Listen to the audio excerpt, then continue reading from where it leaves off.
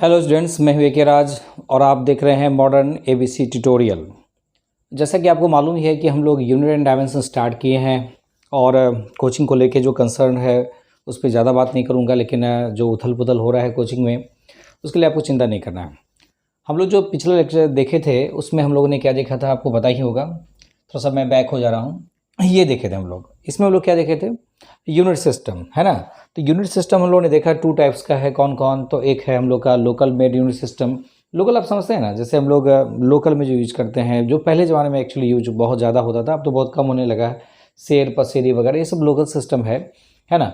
और स्टैंडर्ड जो हमारे पास 4 है, कौन कौन? CGS, MKS, FPS और SI। और इस तीनों के बारे में हम लोग बारी बारी से डिटेल में बात करने वाले हैं, ठीक है। चलिए हम लोग पहला सिस्टम लेते हैं जिसका नाम है CGS। CGS का मतलब हो गया centimetre gram second unit system, है ना। तो कहता है यह यूनिट सिस्टम 3 फंडामेंटल यूनिट पर निर्भर करता है। इस यूनिट सिस्टम में मास के लिए ग्राम, लेंथ के लिए सेंटीमीटर और टाइम के लिए सेकंड का प्रयोग किया जाता है, ठीक है। क्या बात समझ रहे हैं ना? हम लोग 3 चीज़ों का यूज करेंगे, नाम से ही पता चलता है, सेंटीमीटर, ग्राम और सेकेंड, ठीक है। तो ये जो सिस्टम है ना, इसके लिए हम लोग एक टेबल बना लेते हैं पहले, ठीक है। टेबल बनाते हैं, जैसे देखिए, है ना। टेबल बनाएंगे क्या चार्ट बना लेते हैं। चार्ट कहने से दिमाग उधर चला जाता है, तो टेबल ही बनाते हैं। ये देखिए हम लोग का ये टेबल है, ठीक है। और इस टेबल में हम लोग इसको 3 पार्ट्स में डिवाइड कर लेते हैं, है ना। पहला कौन है? यहाँ पर हम लेंगे फंडामेंटल क्वांटिटी, F क्वांटिटी कह देंगे तो आप समझ जाइएगा। फंडामेंटल क्वांटिटी, यहाँ पर हो गया फंडामेंटल यूनिट, है ना। और यहाँ हो गया सिंबल, ठीक है। आपको मालूम है कि हम लोग जैसे नाम से ही देख रहे हैं 3 फंडामेंटल यूनिट्स इसमें हम लोग यूज़ कर रहे हैं। कौन कौन? सेंटीमीटर, ग्राम और क्या, सेकेंड। तो हम लोग मास के लिए क्या लेंगे? तो मास के लिए हम लोग लेंगे हम लोग ग्राम, ठीक है, GRAM। और शॉर्ट में इसको हम लोग G लिखेंगे, ठीक है। लेंथ के लिए हम लोग यूज़ करते हैं सेंटीमीटर, ठीक है। और इसके लिए हम लोग CM सिंबल के तौर पर यूज़ करते हैं।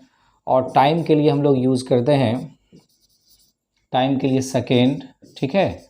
और इसको हम लोग S से डिनोट करेंगे, स्मॉल s से डिनोट करेंगे, ठीक है। तो ये हो गया हम लोग का फंडामेंटल क्वांटिटी और ये फंडामेंटल यूनिट और सिंबल, ठीक है। तो इसमें कुछ प्रैक्टिस करने के लिए कुछ यूनिट्स जरूर हम लोग को देखना चाहिए। तो हम लोग कुछ यूनिट्स ले लेते हैं। जैसे पहला यूनिट लेते हैं, देखिए मैं लिख के बता रहा हूँ। जो पहला यूनिट है वो है एरिया लेता है। पहला फिजिकल क्वांटिटी का ये एरिया इक्वल्स टू क्या होगा? लेंथ इंटू ब्रेड्थ हो जाएगा, लंबाई गुना चौड़ाई, ठीक है। तो इसके लिए लंबाई के लिए क्या लेंगे? सेंटीमीटर। और चौड़ाई के लिए क्या लेंगे? सेंटीमीटर। तो ये हो जाएगा स्क्वायर सेंटीमीटर। क्या होगा? स्क्वायर सेंटीमीटर, है ना। दूसरा जैसे हम लोग लेते हैं वॉल्यूम इक्वल्स टू क्या हो जाएगा? तो वॉल्यूम का हिंदी होता है आयतन, है ना। लंबाई गुना चौड़ाई गुना ऊंचाई, और ये सेंटीमीटर इंटू सेंटीमीटर। तो ये हो जाएगा क्यूबिक सेंटीमीटर, है ना। इसी को हम लोग बोलते हैं C for cubic, C for centimetre, है ना। थर्ड जो है उसको हम लोग कहते हैं डेंसिटी को हिंदी में हम लोग कहते हैं घनत्व, ठीक है। तो डेंसिटी इक्वल्स टू होगा क्या? तो डेंसिटी इक्वल्स टू हो जाएगा mass by volume. Density equals to हो जाएगा मास बाय वॉल्यूम। मास के लिए हम लोग यूज करेंगे ग्राम, ठीक है ना। और वॉल्यूम के लिए क्यूबिक सेंटीमीटर। तो ये हो जाएगा ग्राम पर क्यूबिक सेंटीमीटर, ठीक है ना। अच्छा, आपको ये बात पता है ना कि नीचे से ऊपर या ऊपर से नीचे करने पर पावर का जो साइन है वो चेंज हो जाता है। जैसे सेंटीमीटर क्यूब था ना, यहाँ पर हम लोग इस पर पावर -3 ले लिए, ठीक है। फोर्थ जैसे हम लोग लेते हैं स्पीड, ठीक है। स्पीड इक्वल्स टू क्या होगा? स्पीड का हिंदी हो जाता है चाल। देखिए हिंदी में लिख दे रहा हूँ, ठीक है, क्योंकि मैंने कहा था ये जो वीडियो है जनरली पर्सनली मैं हिंदी मीडियम बच्चों के लिए बना रहा हूँ, लेकिन ये हिंदी में प्योर नहीं होगा। आप जो इंग्लिश मीडियम के हैं तो उसको भी आपको अच्छा ही समझ में आएगा। हालांकि प्योर इंग्लिश में वीडियो मैं अलग से बना दूंगा, ठीक है। लेकिन फिर भी आप इससे आराम से काम चला सकते हैं, क्योंकि सारे टर्म तो इंग्लिश में ही रहते हैं। चाल को हम लोग कहते हैं डिस्टेंस बाय टाइम, है ना। दूरी बटे समय, डिस्टेंस बाय टाइम, ठीक है। तो डिस्टेंस के लिए क्या यूज़ करें हम लोग? सेंटीमीटर। और टाइम के लिए सेकेंड। ये हो जाएगा सेंटीमीटर पर सेकेंड, है ना। ये हम लोग का यूनिट हो गया स्पीड के लिए। फिफ्थ में हम लोग ले लेते हैं वेलोसिटी। देखिए वेलोसिटी और स्पीड में तो आप फ़र्क समझते होंगे, ठीक है। पांचवा जो हम लोग ले रहे हैं वेलोसिटी यानी वेग, तो वेग क्या होगा, तो वेग इक्वल्स हो जाएगा displacement by time, displacement by time, displacement bye time, ठीक है। तो डिस्प्लेसमेंट के लिए हम लोग ले रहे हैं क्या, सेंटीमीटर, और टाइम के लिए क्या ले लेंगे, सेकेंड। तो फिर से ये हो गया सेंटीमीटर पर सेकेंड। तो आप देख सकते हैं स्पीड और वेलोसिटी का यूनिट सेम है। मैंने पहले भी कहा कि इसमें फ़र्क सिर्फ इतना है कि वेलोसिटी में मैग्नीट्यूड और डायरेक्शन दोनों ही होता है, और स्पीड में सिर्फ मैग्नीट्यूड है, इसमें डायरेक्शन नहीं है, ठीक है ना। 6 में हम लोग जैसे लेते हैं एक्सेलरेशन, एक्सेलरेशन का हिंदी हो गया त्वरण, ठीक है। एक्सेलरेशन यानी हिंदी क्या हो गया, त्वरण। तो एक्सेलरेशन इक्वल्स होगा change in velocity by time, change in velocity यानी वेग में परिवर्तन, change in velocity by time. Change in velocity मतलब वेलोसिटी है ना, और वेलोसिटी के लिए हम लोग लेते हैं सेंटीमीटर, और टाइम के लिए सेकेंड ले लेंगे, तो सेंटीमीटर पर सेकेंड हो गया ना वेलोसिटी के लिए, और टाइम के लिए सेकेंड लेंगे तो क्या हो जाएगा, सेंटीमीटर पर सेकेंड स्क्वायर, सेंटीमीटर पर सेकेंड स्क्वायर हो जाएगा, ठीक है क्या। जैसे हम लोग ले लें सातवां में लेते हैं force, force equals to, force का बल हो गया ना, फोर्स का हिंदी क्या हो गया, बल। Force equals to mass into acceleration, mass into acceleration, mass into acceleration, ठीक है। तो मास के लिए क्या लेंगे, मास के लिए डेफिनेटली हम लोग ग्राम लेंगे, और एक्सेलरेशन के लिए सेंटीमीटर पर सेकेंड स्क्वायर, सेंटीमीटर पर सेकेंड स्क्वायर, ठीक है। डरिएगा मत, इसको हम लोग कहते हैं डायन, क्या बोलेंगे इसको, डायन। तो सीजीएस में फोर्स का यूनिट क्या हो गया, डायन, ठीक है। जैसे हम लोग 8 में ले लेते हैं, 8 में हम लोग लेते हैं वर्क, वर्क इक्वल्स टू हो जाएगा force into displacement, force into displacement, force into displacement, ठीक है ना। तो वर्क का फॉर्मूला क्या हो गया, फोर्स इंटू डिस्प्लेसमेंट। फोर्स के लिए हम लोग लिखेंगे क्या, ग्राम सेंटीमीटर पर सेकेंड स्क्वायर, और डिस्प्लेसमेंट के लिए सेंटीमीटर, तो क्या हो गया, ग्राम सेंटीमीटर स्क्वायर पर सेकेंड स्क्वायर, और इसको हम लोग बोलते हैं अर्ग, याद रखेंगे आप, इसको क्या बोलेंगे हम लोग, अर्ग। एनर्जी का भी वही यूनिट होगा जो वर्क का होता है, ठीक है। 9 में हम लोग लेते हैं power, power equals to formula हो जाएगा work upon time, work by time, ठीक है, वर्क बाय टाइम। तो वर्क के लिए क्या लेंगे, तो वर्क के लिए हम लोग लेंगे ग्राम सेंटीमीटर स्क्वायर पर सेकेंड स्क्वायर, और टाइम के लिए अगर सेकेंड ले लें तो ग्राम सेंटीमीटर स्क्वायर पर सेकेंड क्यूब हो जाएगा, ठीक है क्या। एक और ले लेते हैं, 10 ले लेते हैं कम से कम।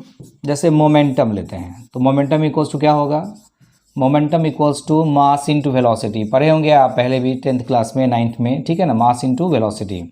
तो मास के लिए क्या लेंगे, तो मास के लिए ले लीजिए आप ग्राम, और वेलोसिटी के लिए सेंटीमीटर पर सेकेंड, तो ग्राम सेंटीमीटर पर सेकेंड, ठीक है ना। इस तरह से बहुत सारे एग्जाम्पल्स, हम थाउजेंड्स ऑफ एग्जाम्पल्स आप बना सकते हैं, लेकिन हम लोग कुछ कॉमन, जो बहुत कॉमन है, जिसका यूज़ अक्सर हम लोग करते रहते हैं, उस पर हम लोग बात किए। तो कुछ एग्जाम्पल्स आप देखेंगे तो पॉज करके इसको आप नोट डाउन कर लीजिएगा, ठीक है। नेक्स्ट टॉपिक पर चलते हैं, वो है MKS यानी metre kilogram second unit system, ठीक है। बात फिर वही है, सिर्फ चेंज हो गया क्या, तो हम लोग का सिर्फ यूनिट चेंज हो रहा है। कह रहा है कि यह यूनिट सिस्टम 3 फंडामेंटल यूनिट पर निर्भर करता है। इस यूनिट सिस्टम में मास के लिए किलोग्राम है ना, लेंथ के लिए मीटर, और टाइम के लिए सेकेंड का प्रयोग किया जाता है। तो चलिए हम लोग चार्ट फिर से बना लेते हैं। ये देखिए चार्ट हम लोग बना रहे हैं। इस चार्ट में तो चार्ट समझते हैं ना, टेबल, चार्ट कहने से कहीं दिमाग इधर उधर ना चला जाए, ठीक है, ध्यान रखिएगा इस बात का। तो यहाँ पर आप कह दीजिए फंडामेंटल क्वांटिटी, ठीक है ना, यहाँ पर कह दीजिए फंडामेंटल यूनिट, और इसको हम लोग कह रहे हैं सिंबल, इसको हम लोग कह रहे हैं सिंबल, ठीक है। तो फंडामेंटल क्वांटिटी फर्स्ट में क्या लिए हम लोग, मास, मास के लिए क्या लेंगे हम लोग, किलोग्राम, मास के लिए किलोग्राम, ठीक है, और इसको स्मॉल kg से डिनोट करेंगे।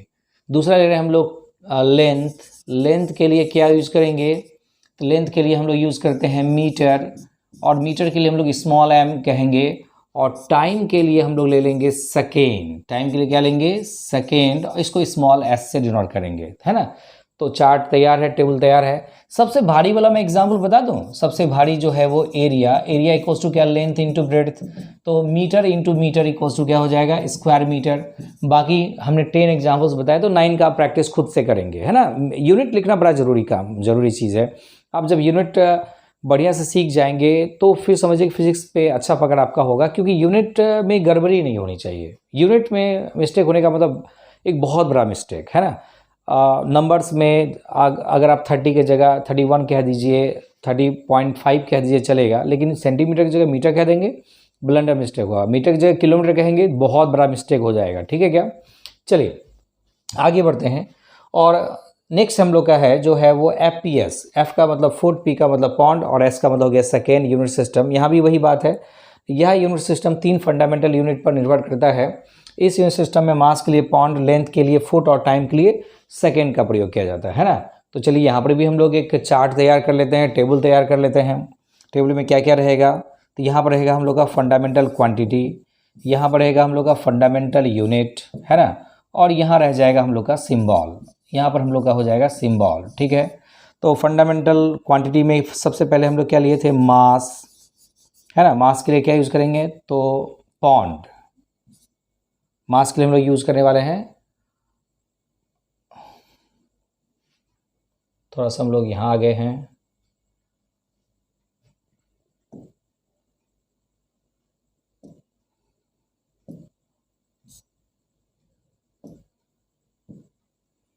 तो मास के लिए हम लोग यूज़ करेंगे पॉन्ड, पेन लेना था मुझे, पॉन्ड, और इसको हम लोग LB से डिनोट करते हैं है ना। लेंथ के लिए हम लोग यूज़ करेंगे, लेंथ के लिए हम लोग यूज़ करते हैं फुट, और इसको हम लोग FT से डिनोट करेंगे। और टाइम के लिए सेकेंड लेते हैं, सेकेंड लेते हैं, और इसको हम लोग S से डिनोट करेंगे। ठीक है ना। तो चलिए एक भारी वाला जो एग्जांपल है वो मैं बता दूं आपको, जैसे एरिया। तो एरिया इक्वल्स टू क्या होगा, लेंथ इंटू विड्थ है ना, फुट इंटू फुट, तो क्या हो जाएगा स्क्वायर फुट। फुट स्क्वायर मत बोलिए, स्क्वायर फुट बोलिए, यही बोला जाता है, ये अच्छा लगता है। ठीक है क्या? तो CGS, MKS और FPS आप समझ गए। अब आइए हम लोग जो नेक्स्ट बात करेंगे, और वो है हम लोगों का SI unit system. Most important, मैंने पहले भी कहा था SI यूनिट सिस्टम। ठीक है क्या? देखिए SI यूनिट सिस्टम यानी पूरा नाम इंटरनेशनल सिस्टम ऑफ यूनिट। ठीक है, तो कहता है क्या कि इस यूनिट सिस्टम को 1960 ईस्वी में फ्रांस के शहर पेरिस में अंतर्राष्ट्रीय मापतौल संस्थान के 11वें अधिवेशन में, अंतर्राष्ट्रीय मापतौल संस्थान को इंग्लिश में बोलते हैं हम लोग international council for weights and measures, के 11वें अधिवेशन में लागू करने की सिफारिश की गई थी है ना। और इस यूनिट सिस्टम, ये जो SI यूनिट सिस्टम है, ये फ्रेंच वर्ड ली सिस्टम इंटरनेशनल D यूनिट्स का एब्रीविएशन है। देखिए ना, किसका एब्रीविएशन है, आपको लगता है कि जो S है, S फॉर इंटरनेशनल होता होगा और I फॉर सिस्टम, ऐसा तो नहीं होता होगा। जब ऐसा नहीं होता, इसका मतलब है इसका ये जो SI, इसका फुल फॉर्म क्या है, देखिए फ्रेंच में लिखा गया है यहाँ से यहाँ तक, ली सिस्टम इंटरनेशनल D यूनिट्स। ठीक है क्या, को आकर का यहाँ हम लोग को लिखना चाहिए था। ठीक है, ली सिस्टम इंटरनेशनल D यूनिट्स का ये एब्रीविएशन है, मतलब शॉर्ट फॉर्म है। ठीक है, और मूल रूप से इस यूनिट सिस्टम में 6 फंडामेंटल और 2 सप्लीमेंट्री क्वांटिटी थे, और 1970 में इसमें एक और फंडामेंटल क्वांटिटी को जोड़ा गया। तो टोटल फंडामेंटल क्वांटिटी कितना हो गया, 7, और 2 क्या हो गया, सप्लीमेंट्री क्वांटिटी है ना। और यह यूनिट सिस्टम जो है वो MKS यूनिट सिस्टम का बड़ा रूप है। समझ गए क्या? तो इसका हेड ऑफिस कहाँ पर है, तो पेरिस में, जो फ्रांस में है। ठीक है, और इसके हेड ऑफिस को हम लोग कहते हैं क्या है, international council for weights and measures के नाम से हम लोग इसको जानते हैं। ठीक है, चलिए हम लोग यहाँ पर भी टेबल बना लेते हैं। तो इधर हम लोग लिखेंगे फंडामेंटल क्वांटिटी, थोड़ा स्पेस ज़्यादा ले लेते हैं क्योंकि ये थोड़ा बड़ा लाइन नाम है इसका। फंडामेंटल यूनिट लिखिए यहाँ पर। ठीक है, और यहाँ लिख दीजिए सिंबल, यहाँ लिखेंगे हम लोग सिंबल। ठीक है, अब आइए सबसे पहला बात करते हैं। पहला जो है वो है मास।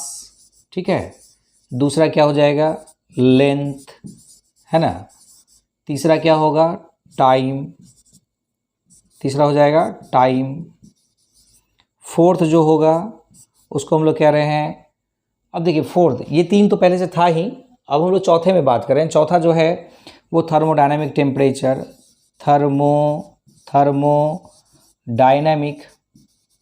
Dynamic temperature, thermodynamic temperature. और पांचवा जो है वो है इलेक्ट्रिक करंट, पांचवा है इलेक्ट्रिक करंट, इलेक्ट्रिक करंट। ठीक है, और जो छठा है वो है luminous intensity, luminous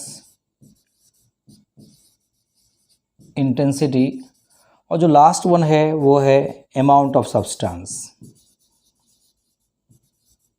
amount of substance. Hindi में बोल दे रहा हूँ, अगर आप लिख सकें तो एक बार सुन करके लिख लीजिएगा। मास द्रव्यमान, लेंथ लंबाई, टाइम समय, थर्मोडायनेमिक टेम्परेचर का मतलब हो गया उष्मीय ताप, या सिर्फ आप टेम्परेचर करके काम चला सकते हैं। इलेक्ट्रिक करंट यानी विद्युत धारा, ल्यूमिनस इंटेंसिटी यानी ज्योति तीव्रता बोलते हैं उसको, और अमाउंट ऑफ सब्सटेंस का मतलब हो गया पदार्थ की मात्रा। मास के लिए हम लोग क्या यूज़ करेंगे, किलोग्राम। मैंने पहले भी कहा कि ये MKS का बड़ा रूप है, तो किलोग्राम, ठीक है। स्मॉल kg हो गया, ठीक है। और लेंथ के लिए मीटर, इसके लिए हम लोग यूज़ करेंगे स्मॉल m, ठीक है। टाइम के लिए सेकेंड, सेकेंड के लिए हम लोग यूज करेंगे s। थर्मोडायनेमिक टेम्परेचर के लिए केल्विन, केल्विन कैपिटल K से डिनोट करेंगे, ठीक है। इलेक्ट्रिक करंट के लिए एम्पियर, एम्पियर को कैपिटल A से डिनोट करेंगे, ठीक है। ल्यूमिनस इंटेंसिटी के लिए कैंडेला, कैंडेला को हम लोग CD से डिनोट करेंगे। और अमाउंट ऑफ सब्सटेंस के लिए हम लोग मोल, शॉर्ट में हम लोग MOL मोल लिखेंगे। लेकिन इसमें दो सप्लीमेंट्री क्वांटिटी भी है, दो सप्लीमेंट्री क्वांटिटी भी है। आखिर वो दो सप्लीमेंट्री क्वांटिटी कौन है उसको भी देख ही लेते हैं हम लोग, ठीक है।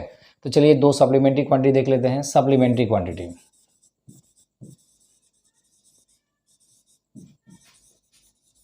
सप्लीमेंट्री क्वांटिटी, दो सप्लीमेंट्री क्वांटिटी है। पहला है प्लेन एंगल, पहला है प्लेन एंगल, समतल कोण, ठीक है। इसका यूनिट होता है रेडियन, रेडियन, इसको RAD से लिखते हैं शॉर्ट में। और दूसरा है सॉलिड एंगल, दूसरा हो गया सॉलिड एंगल। सॉलिड एंगल को हम लोग लिखते हैं स्टे रेडियन, स्टे रेडियन, और इसको हम लोग SR से नोट करते हैं, ठीक है ना। तो सबसे इंपॉर्टेंट जो सिस्टम है वो है SI यूनिट सिस्टम। मैंने पहले भी कहा था आपको, बहुत इंपॉर्टेंट है, ठीक है। इसमें कितनी फंडामेंटल क्वांटिटी हो गया, 7 फंडामेंटल क्वांटिटी और 2 सप्लीमेंट्री क्वांटिटी हो गया। एक बार फिर से हम लोग देख लेते हैं इसको, ठीक है। देखिए SI unit system international system of unit है ना। इस यूनिट सिस्टम को 1960 में इंट्रोड्यूस किया गया था, ठीक है। और इसको फाइनलाइज किया गया 11वें अधिवेशन में, ठीक है। कहाँ पर था ये अधिवेशन, international council for weights and measures, France के शहर पेरिस में, ठीक है। बेसिकली इसमें 6 फंडामेंटल था और 2 सप्लीमेंट्री, लेकिन 1970 में एक फंडामेंटल को और ऐड किया गया, तो टोटल फंडामेंटल कितना हो गया, तो टोटल फंडामेंटल हमारा हो गया 7 और सप्लीमेंट्री तो 2 ही रहा, ठीक है ना। इससे रिलेटेड अच्छा 2 क्या हो गया सप्लीमेंट्री, कौन कौन है 2 सप्लीमेंट्री, तो एक है प्लेन एंगल और दूसरा क्या हो गया सॉलिड एंगल। तो इससे रिलेटेड भी एग्जाम्पल्स आप नोट करेंगे, मतलब बनाएंगे। जो एग्जाम्पल पहला है, जैसे मैंने कहा भारी वाला, तो लेंथ इंटू ब्रेड, तो यानी metre into metre equals to क्या हो गया स्क्वायर मीटर। उसी तरह से दूसरा हम लोग लेते हैं वॉल्यूम, ठीक है। तो वॉल्यूम इक्वल्स टू हो गया length into breadth into height, ठीक है। तो मीटर इंटू मीटर, तो ये हो जाएगा क्यूबिक मीटर। इस तरह से बहुत सारा होगा, मैंने बताया आपको 10 तो मैंने बताया है, लेकिन कम से कम 25 मैं ज़रूर बता दूंगा जो कॉमन एग्जाम्पल्स है, है ना। तो ज़्यादा लंबा वीडियो नहीं, मैं चाहता हूं कि आप छोटे छोटे टुकड़ों में पढ़ें, जिससे कि आपको जल्दी से याद रहे। तो अगर आपको ये वीडियो अच्छा लगता है तो आप ज़रूर है कि इसको सब्सक्राइब भी करें और बाकी लोगों को भी फॉरवर्ड करें, ताकि उनको भी फ़ायदा हो। वीडियो लगातार बनता ही रहेगा, अब बंद नहीं होने वाला है, ठीक है। तो चलिए आज के लिए हम लोग इतना ही रखेंगे, तब तक के लिए बहुत बहुत धन्यवाद, थैंक यू।